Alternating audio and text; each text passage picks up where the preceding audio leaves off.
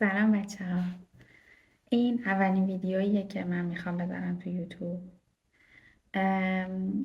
و قبلا براش یه دور توضیحات دادم و یعنی اول ویدیو یه سری توضیحات دادم که محتوای ویدیو چیه، چی قراره باشه. منتها خب چون تجربه اولم بود، من الان که مثلا میخواستم آپلودش کنم احساس کردم که یکم زیادی حرفای بی ربط زدم و حتی شاید واقعا اصل قضیه رو هم توضیح ندادم. این شد که تصمیم گرفتم که الان مثلا اون ویدیویی که گرفتم مال حدوداً 9 ماه پیشه. واسه همین مثلا ظاهرم اینا خیلی عوض شده از 9 ماه پیش، ولی باز اینجوری بودم که برای اینکه یکم توضیحات بهتری داشته باشه و ویدیوی قابل درک تری باشه، من خودم جدا امروز با استانداردها و دانش امروزم یه ویدیوی توضیحی براش ضبط بکنم. قضیه اینه که من 1 سال پیش وقتی اومدم به این خونه هیچ وسیله‌ای نداشتم، از خوابگاه دانشجویی در اومدم و خب خوابگاه دانشجویی هم مبله است، واسه همین آدم یعنی یه دانشجو مبلمان نداره. من وقتی اومدم بیرون تازه کارم رو توی یه شرکتی شروع کرده بودم و اونقدرم سرمایه نداشتم. سرمایه ها مثلا یه مقدارش رو برای پول پیش خونه دادم و مثلا چند تا وسیله واجب خریدم، مثلا آشپزخونه خریدم و یه سری چیزا به هم بخشیده شد. یکی از اون چیزایی که به هم بخشیده شد 4 تا صندلی ناهارخوری بود و این صندلیا از یک موزه‌ای، از دارایی های یه موزه‌ای به من اهدا شد که خود موزه در حال اسباب کشی بود و چون داشت میرفت به یه جای جدید این وسایل قدیمیشو نمیخواست. این صندلیای دوره، یعنی زمان شوروی سابقن، روسیه کنونی شوروی سابق، که اون موقع ها شرق آلمان، یعنی تا قبل از فروپاشی دیوار برلین، شرق آلمان دست شوروی بوده. بعد آره خلاصه این صندلی مال زمان DDR و من اینا رو هدیه گرفتم، ولی خب خیلی قدیمی بودن دیگه، یعنی مثلا صندلی‌ها 30 سال عمرشون بود. من این شکلی گرفتم که گفتم حالا فعلا یه چیزی داشته باشم برای نشستن تا بخرم.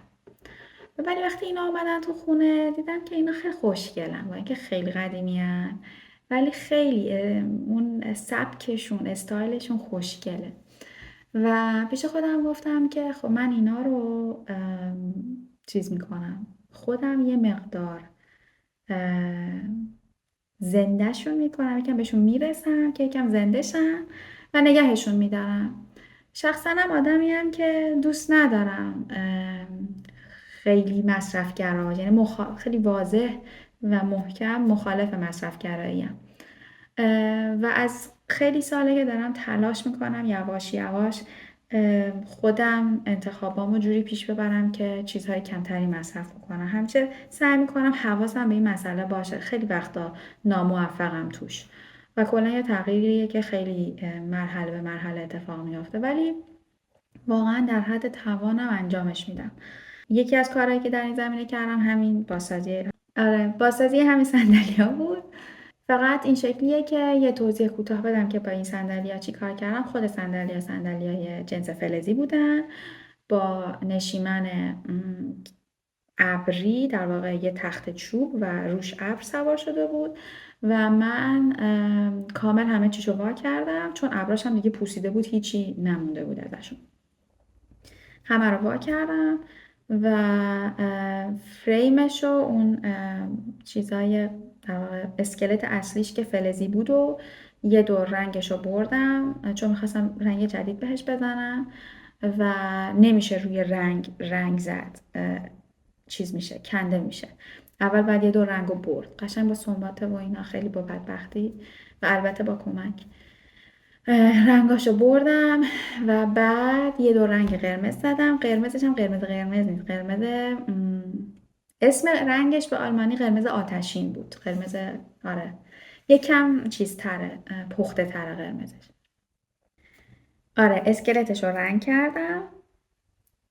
بعدش اومدم ابر چسبوندم روش و چیزی که الان قراره توی این ویدیو ببینید وقتیه که من پارچه هایی که سفارش دادم آنلاین به دستم رسیده و میخوام بدوزمشون و وصلشون کنم به صندلی. و احتمالا توی ویدیویی هم که میبینین سر و شکل خونه هم که الان دارین پشت سرم میبینین انقدر پخته و جا افتاده نیست و خیلی ابتدایی و آره، ویدیو مال وقتیه که من یا 2 ماهه یا 3 ماهه که به این خونه اساس کشی کردم. آره، پیشا پیش ممنونم که ویدیومو نگاه میکنید.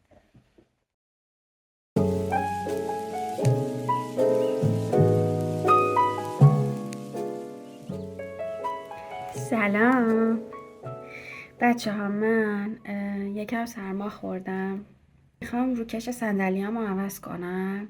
بعد قسمت نشیمنش رو عوض کردم ولی تکیهگاهش مونده. یه بارم امتحانی براش یه چیزی دوختم ولی فهمیدم که یه سری ایراد داره و اینا. حالا امروز که تو خونم به بهانه مریضی گفتم که بیکارم و اینا اونو انجام بدم.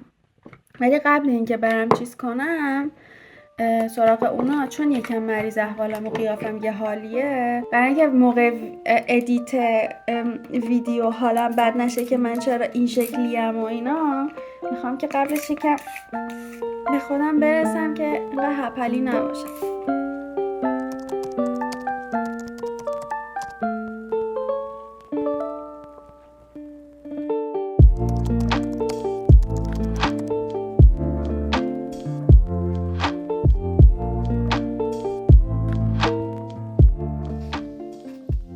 خب بچه ها، این از فرای من، این با مزه نشد. خب من دیگه تمام شدم. آره، میرم اون اتاق برای اینکه خیاطی رو شروع کنم. این همین صندلیاییه که گفتم، یعنی باید این قرمزش کردم، بعد اینم روکشیه که در نهایت میاد، ایناشم ابرشو چسبوندم، بعد دوباره چیز کنم، روکش بدوزم براش و بدوزم تنش کنم. این خیلی دوختن نداشت، داشتا یه نواری میومد اینجاش تمام، ولی این خیلی چیزش تکیهگاهش خیلی سخت. بعد اینم روکش قدیمیشه. بعد من یه دونه امتحانی دوختم با همین این پارچهه، ولی حواسم نبود این صندلی رو از بالا که نگاه میکنی اینجوری گرده یکم. بعد من اینو نوارش رو صاف بریدم، بعد اینجوری اینجاش با فاصله وای میستاد، واسه همین شکافتمش. این یه تیکشه، این نوارشه، اینم اون طرفشه، در واقع اون طرفشه. یه توضیح کوچولو دادم در مورد چیز، اینکه این بالاش قوس داره و اینا، و گفتم که این روکش قدیمیه که این شکلیه، این طرح نداشت. خب یعنی پارچش بی طرحه، ولی این پارچه که من الان دارم گل داره، یعنی اگه آدم با حواسش باشه این گلا تو جهت چیز باشن، بالا باشن، مثلا یه هایی مثلا این نوار دوره رو باید از وسط نصف کنم که مثلا یه طرف صندلی این شکلی گلاش به طرف بالا نباشن، طرف دیگه کلشون به پایین باشه. این قرینگی مهمی است. هر طرف صندلی رو میبینی طرح پارچش یکی باشه. حالا این نواره رو من اندازه گذاری کردم، اینقدر باید، یعنی از این گوشه تا این گوشه این شکلی باید گرد شه تا اینجا برگرده بالا. بعد از این ورم این تیکه رو باید ببرم که میشه بغل صندلیم، از اینجا از اینجا دوباره باید این شکلی گرد بشه تا اینجا، از اینجا برعکس بیاد برسه تا اینجا و بعد صاف بریده بشه. من اینو میبرم ببینم چی میشه.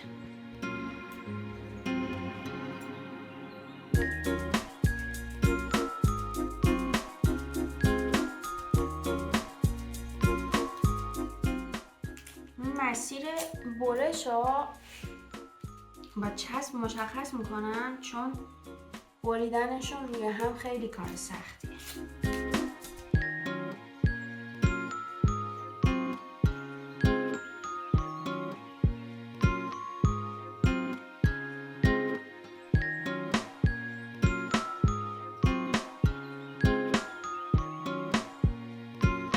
Hey, that's pretty good.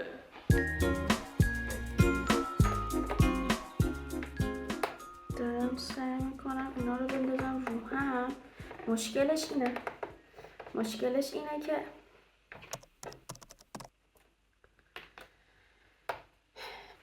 بذار اول یه بار اینو زیگزاگ بزنم که نخ نده.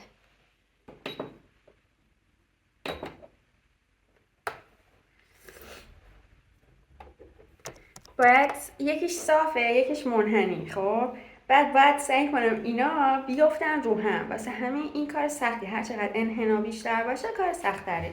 این صندلی من چه اینجوریه؟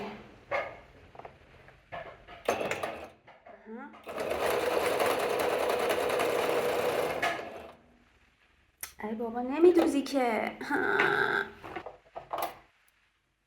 ماسورم تموم نشده. بچه به این میگم ماسوره.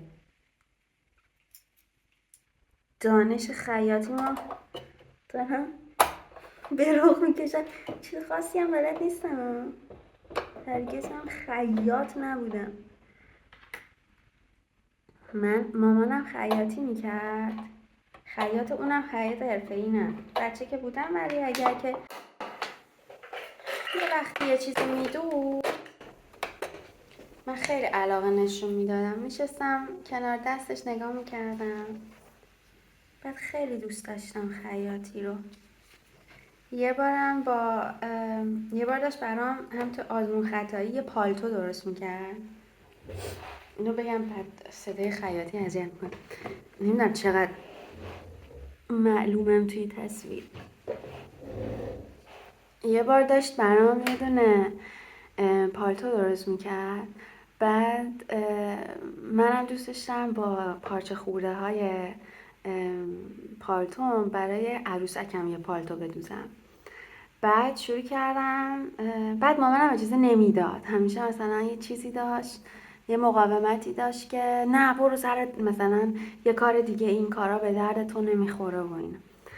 بعد خب حقم داشت. کنار دستش کلافش میکردم. خیاطی تمرکز میخواد. بعد یه بار برای عروسکم چیز کردم با پارچه آستری، با مثلا این پشم شیشه‌ای که برای پالتوم استفاده میکرد.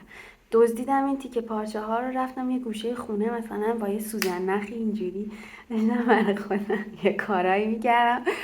بعد دوختمش. خیلی هم جاکت قشنگی شد. بعد اومدم تن عروسکم کنم، دیدم دستش تو نمیره.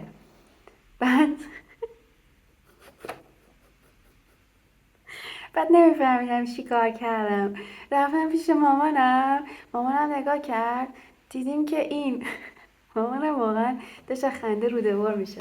این آستین یک گردالیه دیگه که این دست بره توش. بعد من اینو گذاشته بودم رو اون ورش، اینو اینجوری دوخته بودم. یعنی این ور اون ور پارچه رو من به هم دوخته بودم دیگه، دست تو نمیرم. از دو بعدی بود. از روبرو که نگاه میکردی یه جاکت بود ولی هیچ بعد دیگه ای نداشت. فقط این تنش بعد داشت، آستینش هم لوله بود. ایناش بعد داشت ولی اینجاش دیگه عقلم نرسیده بود. حالا دقیقا اینم یکی از همون قسمت‌های گرد دوختنه. حالا اول زیگزاگشو میزنم که ریش نشه لبه پارچم، بعد به هم میدوزمش.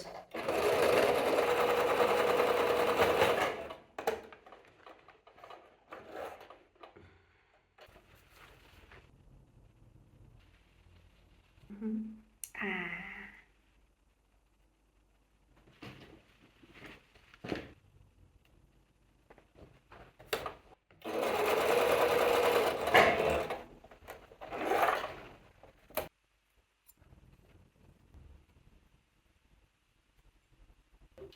حالا وسط اینو میذاریم رو وسط این.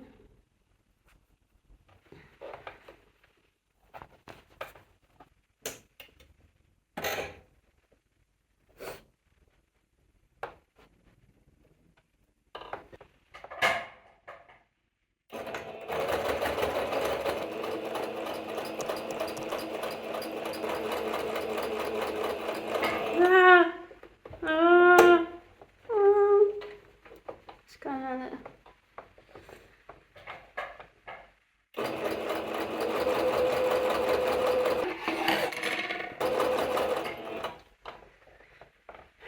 این داره صبر من امتحان میکنه.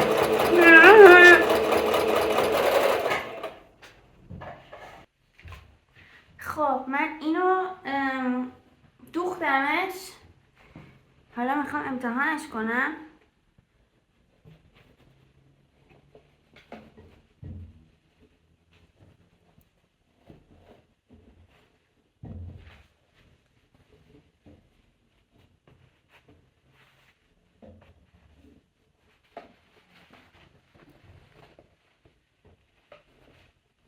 خیلی خوب شده، خیلی خوب شده. باید این تیکه پشتشو ببرم و بدوزم.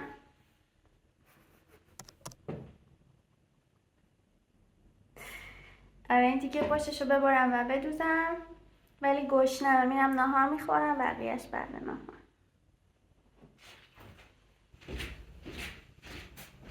خب بچه ها، من ناهارمو خوردم.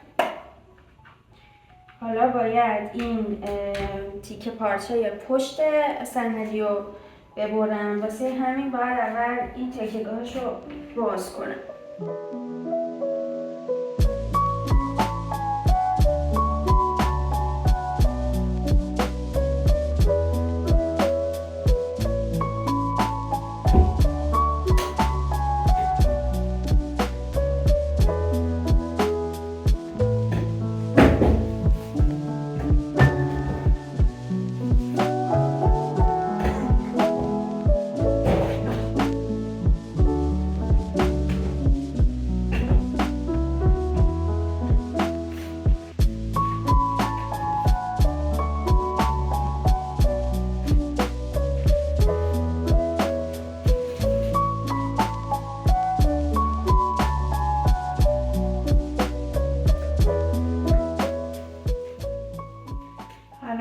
این الان پشتشه.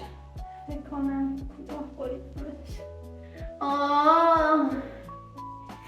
خدایا خب کوتاه بریدمش.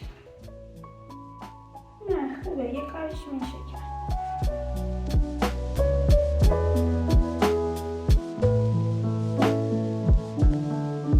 خب برم که بدوزمش.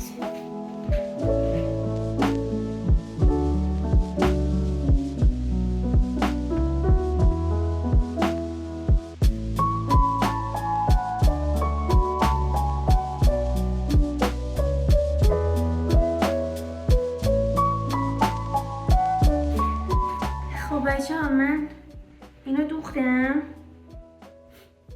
حالا میخوام تنش کنم ببینم که چطور میشه.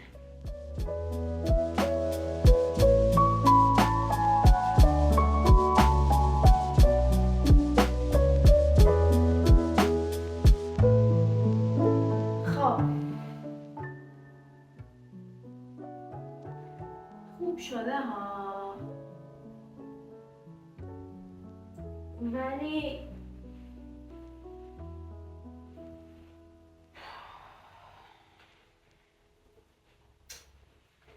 اینقدر راضی نیستم. نشون بدم. خب این تیکه جلویش هم از بغل زیادی بلنده، یه کوچولو میتونست کوتاه‌تر باشه، مثلا در حد نیم سانت از هر طرف. پایینش هم مثلا نزدیک 1 سانت 2 سانت بلنده. این پایینش هم اگر کوتاه‌تر می بود خیلی بهتر بود. واسه همین یکم بد وای میسته. یعنی از بالا یکم احمقه اینجاش.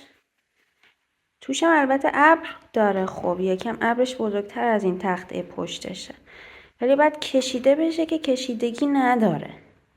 خب من تصمیم گرفتم اینو بشکافم جلوشو، به خاطر اینکه ترجیح میدم اول یه دونه رو کامل در بیارم، از آب در بیارم، بعد برم سراغ اونای دیگه.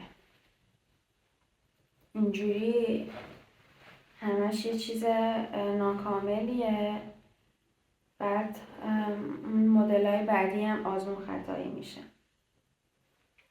اینه که یه دونش رو کامل بکنم، بدوزم بره، اگر همه چیز خوب بود میرم سراغ اونای دیگه. ساعت چنده؟ قطعا ولی با این وضعیت امشب تموم نخواهد شد.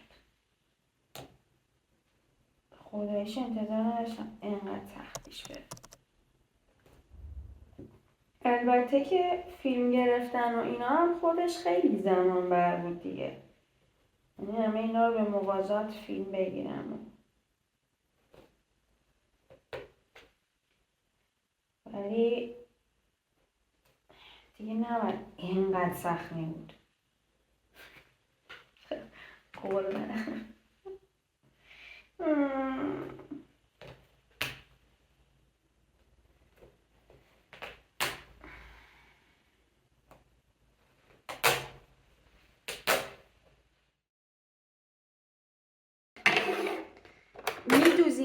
میدوزی بعد چجوری بود؟